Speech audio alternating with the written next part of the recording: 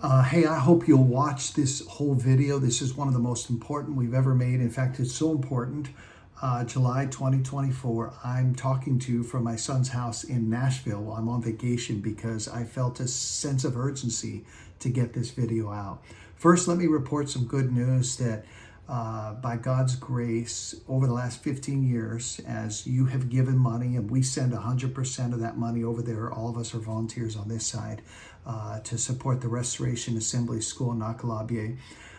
We have just hit $2.5 million of money that you have given, that we have sent to build facilities to educate thousands of children to share the gospel in Uganda. So we praise God for hitting that milestone. But we have a little bit of a crisis, and that is that little by little, we've been falling behind financially. The bottom line is we just don't have enough income to meet the expenses of the school. And so there's several reasons for this. You know that these last few years we've talked about the COVID crisis, the lockdown that happened in Uganda just devastated their economy. They really haven't recovered.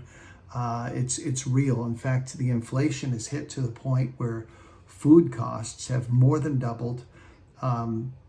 You can look this up online, but like a bag of sugar that used to cost 2,500 shillings now costs 5,400, 6,000 shillings. That's the difference in price in just 4 or 5 years.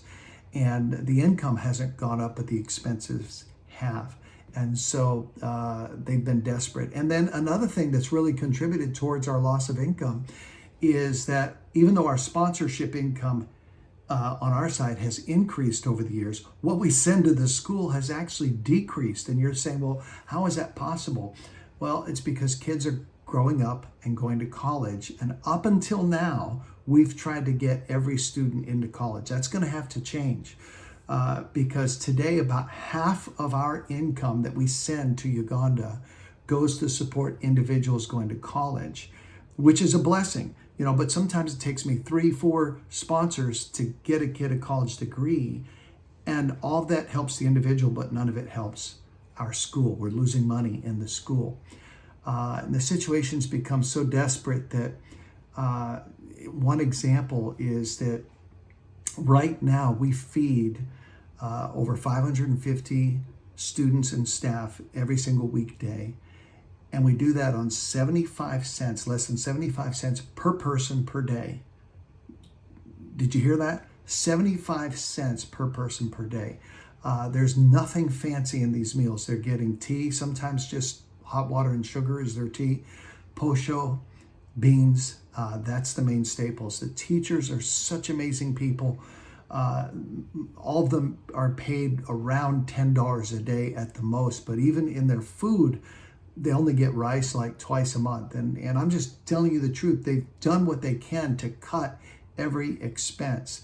And they're falling behind. In fact, it's gotten to the point where when we send money for the next term, which is 4 months, they're using that money to pay off some of the teachers' salaries from the past.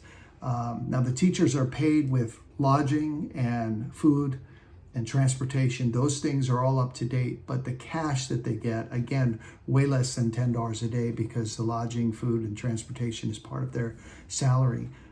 They've fallen behind on. And so the effects of the economy have just devastated things there. And so let me just praise God that all of our teachers have been with our school for many years.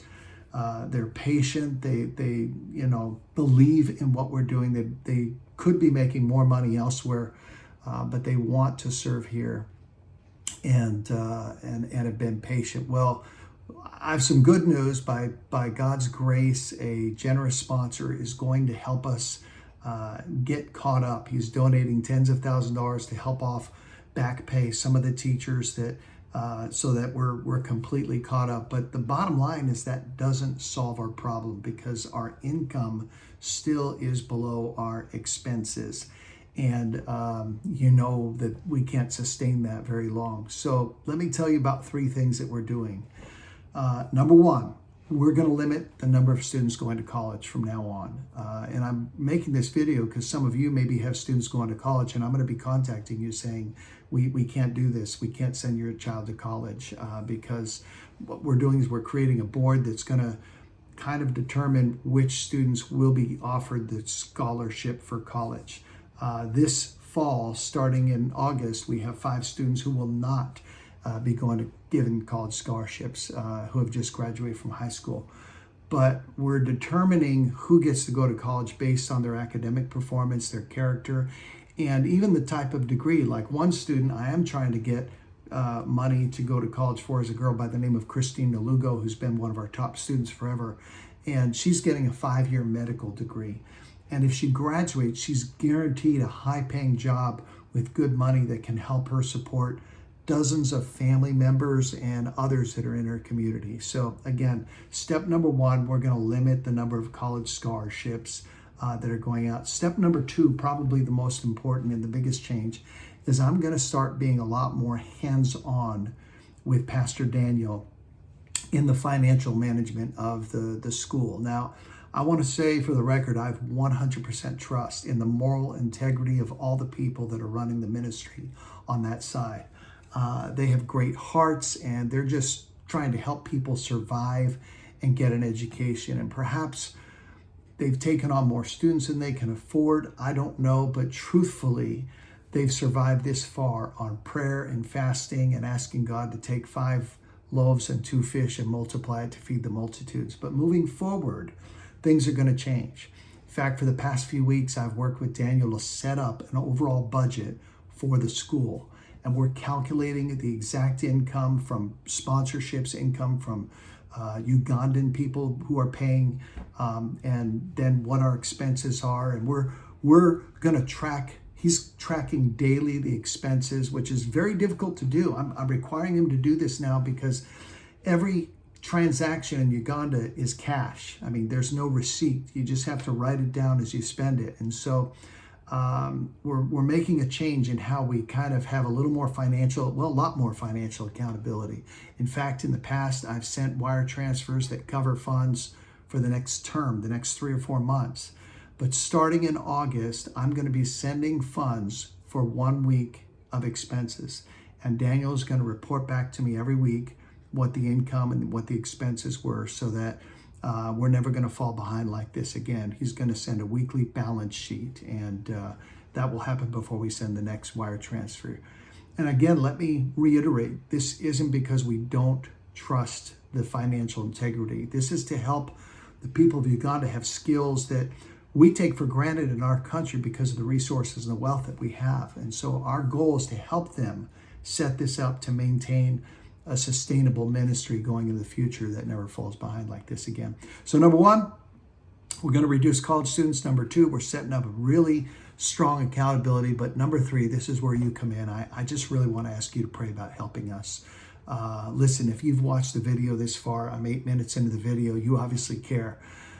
We just need more funds. And some of you, I'm just hoping God stirs your heart, because even with our debts paid off, I can tell you that the budget is not quite yet balanced. So we need more income until we can balance that budget. So we need some large one-time gifts that can hold us over until we get more consistent income into the school. And then we need more regular income. Perhaps, I'm traveling to Uganda this fall with a team of 25 persons. And I know there's going to be a lot of momentum when we come back in November. This is my largest ever trip, and I expect we're going to have a lot of new sponsors by the end of the year. But would you pray about what you can do to help, either in the short term and the long term? Because when I think of people that are doing so much, living in such desperate means, I want to do all I can to help save this school and to keep it going into the future. Maybe you would consider increasing your giving by just a little bit. If you're giving monthly, you could give a little bit more. Maybe you could take on another student. $35 a month is all it requires to take one of our primary students. $45 a month, the secondary students. $75 a month, the boarding school students. These are students in our school that we're receiving no income from. Some of them are staff students. That's part of this, the staff pay as they get free education. Some are just super desperate people. I'm also looking for $250 a month to sponsor this one girl, Christine Nalugo, getting her medical degree in college. But honestly, what we really need are some large gifts with a lot of zeros at the end of the number. So if you'd pray about that. As always, you can give to us on PayPal, but please find out our Giving Fund page, because if you just send money to us on PayPal, PayPal takes a fee, but if you use our Giving Fund page, we get 100% of that, or you can write a check to Restoration Uganda as well. I'm done, but finally, let me just report on the toilet project. We haven't sent you any pictures yet because the contractors have delayed. The work is fully paid for. The government knows this. Our school's doing fine, and the work should be done soon, and I'll send you those pictures. But God bless you. Thank you for listening. Thank you for praying, and may God bless you for all you've done to help us thus far.